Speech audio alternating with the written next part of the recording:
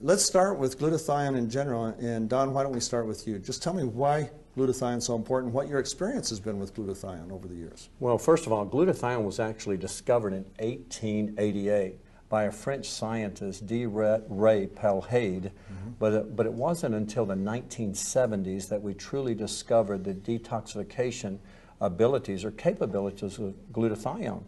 But the thing that excites me most about glutathione is its anti-inflammatory properties.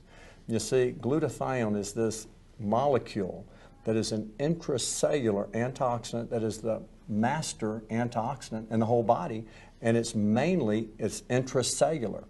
And what it does, it quenches free radical reactions, I mean pretty much all free radical reactions. It recycles other antioxidants, including itself, and it also, what it does, it suppresses those inflammatory mediators and quenches the free radical reactions and detoxifies chemical solvents, heavy metals. So you're getting this tremendous benefit from one single antioxidant. But not just that. I mean, that alone would just amaze most people, most doctors, most individuals. But also, we have its energy effects. Because realize energy comes from the mitochondria of the cell. They're the energy storehouses, in which makes ATP our energy currency. But the very process of breathing oxygen, exercising, causes tremendous amounts of oxidative stress in the body, and especially in the mitochondria. And it produces hydrogen peroxide, singlet oxygen, oxidative free radicals that actually damage the mitochondria. And by damaging the mitochondria, it affects its ability to produce energy.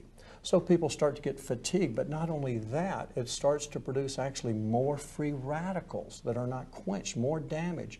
And that process goes on until the mitochondria become dysfunctional, and then it simply can't exert the energy in that cell it needs in order to accomplish all the functions of the cell. And so realize organs such as the heart, those muscles, that one cell may have 2,500 mitochondria, but just think if the majority are dysfunctional, working at only 50% capacity, just think how that heart's going to get weaker, ejection fraction get weaker. The same with the kidneys, the same with the liver, the same with the lungs, same with the brain. But the brain is even more concerning because there's more oxidative stress in the brain than any other organ because it takes up more oxygen than any other organ, and there's more fatty membranes in the brain, which causes more oxidative peroxidation, free radical stress in the brain. Wow. Doug? Well, I've been fascinated for years about the claims that companies make about antioxidants. And one of the things that's always intrigued me is the thought that you could take certain substances and that, like glutathione orally, and that it would actually have action. And the truth is that it's broken down in the GI tract. And the beauty of what compounds like Celgevity do, and ribosine in particular, is that it helps the body produce this important substance, glutathione, that allows it to take the effects that Don just talked about from the body by mitigating the inflammation. And it does so by combining one of the compounds that's involved in energy, ribose, and also in your DNA and RNA, ribonucleic acid, those sorts of things. And it bypasses your GI tract where it's damaged, gets into your body, and actually gets into the cell, and it's not activated until it gets into the cell. So when you think about that, it's a beautiful little package of power that does those things that orally taking a fruit juice or something like that really can't do, because antioxidants in and of themselves are somewhat confusing to people. They know it sounds important. They know it should be something that they're concerned about. But the truth of the matter is very few of them really understand the important things that Don just talked about, which is what they do in the body. So they think it's important.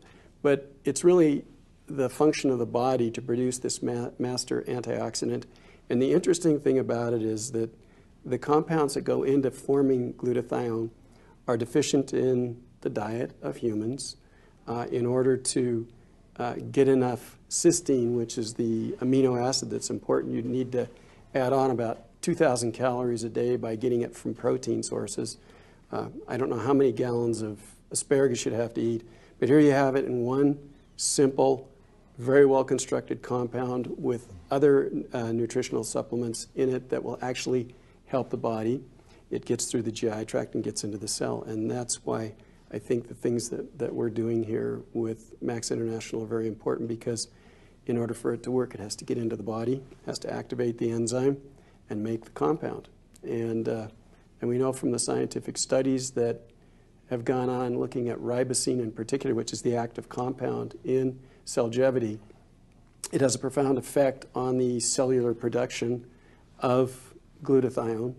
And it in many senses is self-regulating. In other words, it'd be hard to overdose on this because it's very powerful, but the body kind of regulates how much it needs to make. So for those people who don't know about glutathione, all they have to do is Google glutathione. They're going to see 90,000 hits, and they'll realize how important it is. And I think it's unfortunate that in medical school you really don't get these sorts of things, and that we had to come outside of the, quote, establishment. But now you've got people like myself and Don, who were originally skeptics, that are particularly proud of the fact that this actually does what it should do, and it's helping a lot of people. It's very important.